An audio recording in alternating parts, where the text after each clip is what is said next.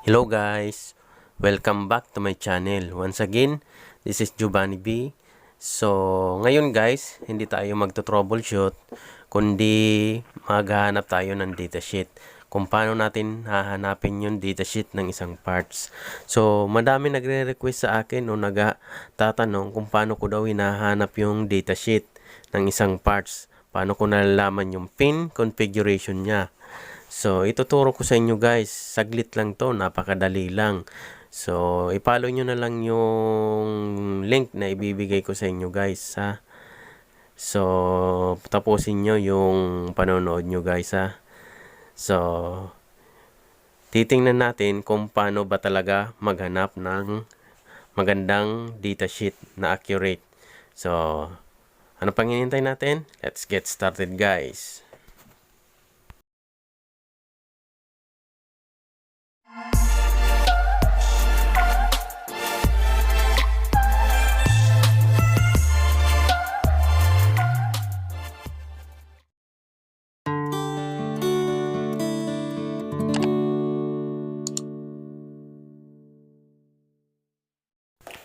Bago ang lahat, shoutout tayo kay Robert Piquero.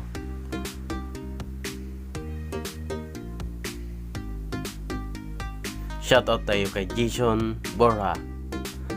Shoutout tayo kay Sunny Manligues. Shoutout tayo kay Jed Roa. Shoutout tayo kay Raymart Distora. Shoutout tayo kay Allen Bone.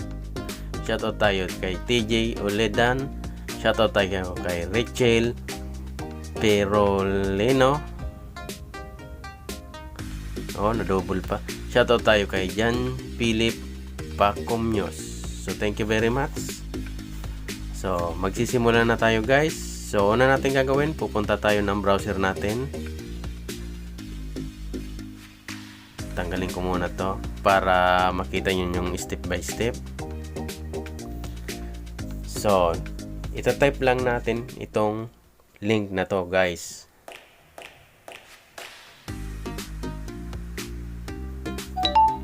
Type nyo lang tong alldatasheet.com. So type nyo lang yan guys, alldatasheet.com. Tapos hit nyo yung enter. So yan nga guys. Tapos dyan sa search bar na yan guys, dyan kayo magsi-search ng parts na gusto nyong hanapin. So try natin yung TDA 2030. So hit ko lang yung enter. Tapos ito yung mga manufacture nya. Yan o, pili lang kayo ng datasheets. So basically, ang inuuna ko lang yan dyan, yung nasa unahan. So yan yung mga gumagawa yan, manufacture nya. So click natin yung PDF nya na logo. Tapos hit natin yung download datasheet. Yan, click lang natin yan guys. Tapos datasheet download. So dahil may na-download na ako dati nito, kaya meron siya nakalagay 1. So, na-download ko na kasi ito dati. So, i-download ko pa rin guys. So, yan. Pagkatapos natin ma-download, yan ang lalabas niyan guys.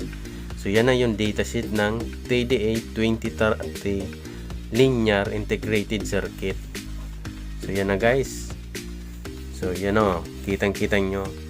Diyan nyo na malalaman yung mga features nya, description, tapos yung pin configuration nya guys. Tulad nito, pin configuration nya. Yan. Yung pin 1 daw, non-inverting input. Pin 2, inverting input. Pin 3, negative BS. Pin 4, output. Tapos, pin 5, positive BS. Volt supply. So, yan. Kita nyo guys, yung absolute maximum rating nya, nandyan na. Electrical characteristic. Ito yung maximum voltage niya, nandito. Yung offset voltage niya, nandito na. So, nandito yung electrical characteristic niya guys. Yung supply voltage niya, yung BS. So highlight natin guys, yan.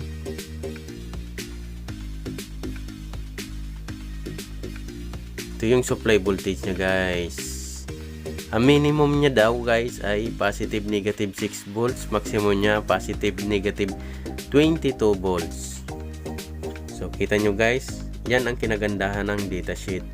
Kasi nalalaman natin kung ilan ang minimum at maximum niya. So napakadali guys pag-repair pag mayroon tayong datasheet. So kaya importante ito guys, yung marunong tayo rin magbasa ng datasheet at marunong tayo maghanap ng datasheet. So yan na nga guys. So try pa natin guys ng ibang parts. Subukan natin. So try natin yung TDA. Teka, TDA 7377. So try natin guys.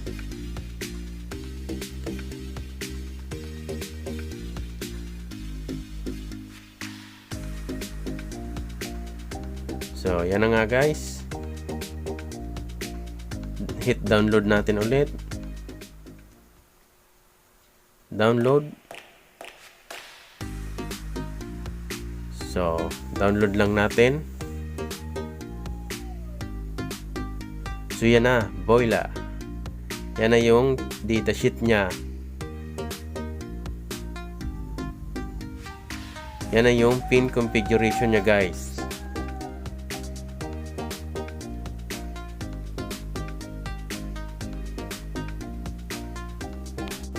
So testing pa tayo ng isa guys. So try natin yung LA78040 common use para sa vertical IC natin. So tingnan natin yung datasheet niya guys. Click natin ulit yung logo ng PDF. So try natin tong LA78040N. Wait lang, nagbagal yung internet natin. So yan na nga guys. Click natin ulit yung download, datasheet download, tapos download natin to, yung LA78040N. So yan na nga guys, kuha na natin yung datasheet nya. So napakadali lang guys, diba? So magagamit nyo to sa future na pagre-repair nyo para hindi kayo mahirapan. So yan na guys, yung pin configuration nya, pati na rin yung schematic circuit diagram niya guys. So thank you very much guys.